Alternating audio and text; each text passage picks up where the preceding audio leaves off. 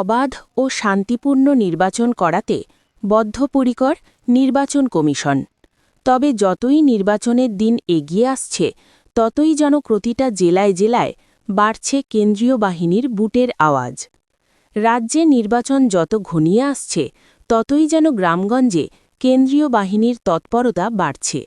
তবে রবিবাসরীয় সকালে নদিয়ার ফুলিয়া এলাকায় পুলিশ প্রশাসনের সাথে কেন্দ্রীয় বাহিনী যৌথ তৎপরতায় একাধিক এলাকায় চলে রুট মার্চ।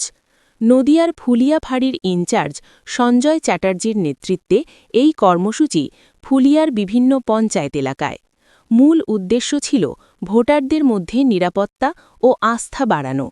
তবে রুট মার্চ চলাকালীন কেন্দ্রীয় বাহিনীর পক্ষ থেকে করা হয় মাইকিং এবং ব্যানার নিয়ে এলাকা জুড়ে ঘোরানো হয়। এছাড়াও পাশাপাশি সাধারণ মানুষের সঙ্গে কথা বলে তাদের নিরাপত্তা সম্পর্কে খোঁজ নেয় পুলিশ প্রশাসন সহ কেন্দ্রীয় বাহিনীর জওয়ানেরা।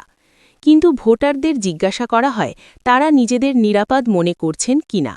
আর পাশাপাশি তাদের জানানো হয় যদি কেউ ভয়ভীতি দেখায় বা কোনো রকমভাবে সমস্যার সৃষ্টি করে তাহলে সাথে সাথেই পুলিশ বা কেন্দ্রীয় বাহিনীকে খবর দিতে হবে।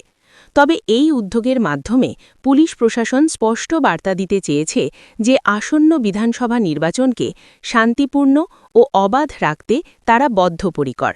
কেন্দ্রীয় বাহিনীর উপস্থিতি ভোটারদের মধ্যে আস্থা তৈরি করছে এবং নির্ভয়ে ভোটদান সুনিশ্চিত করার লক্ষ্যে এই ধরনের পদক্ষেপ গুরুত্বপূর্ণ ভূমিকা নিচ্ছে। আর সেই ছবি উঠে এলো আমাদের ক্যামেরায়।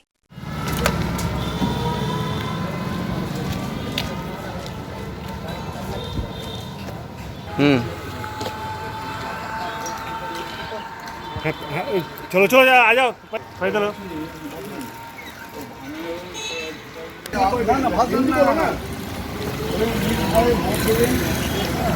আপনাদের কোনো সমস্যা হলে কেউ আমাদের বলিয়ে জানাবেন।